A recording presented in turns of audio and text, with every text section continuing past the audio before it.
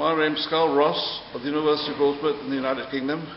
Today is the 14th of July 2009 and we're going to do an experiment called the Poisson's ratio experiment together with calibration of strain gauges. Now strain is elongation over original length, lateral strain is lateral elongation over lateral length, and longitudinal strain is longitudinal elongation over longitudinal length, and Poisson's ratio is equal to lateral strain on longitudinal strain.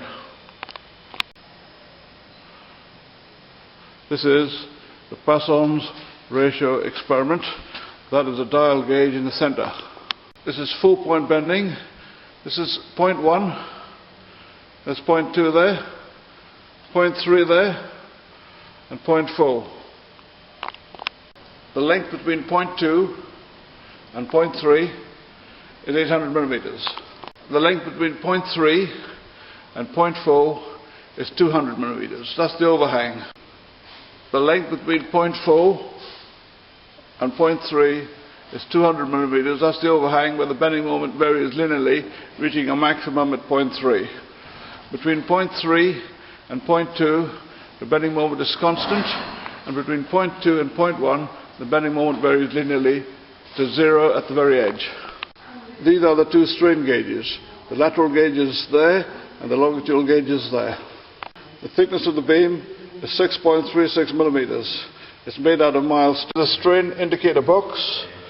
The strain on the left is longitudinal strain and the strain on the right is lateral strain.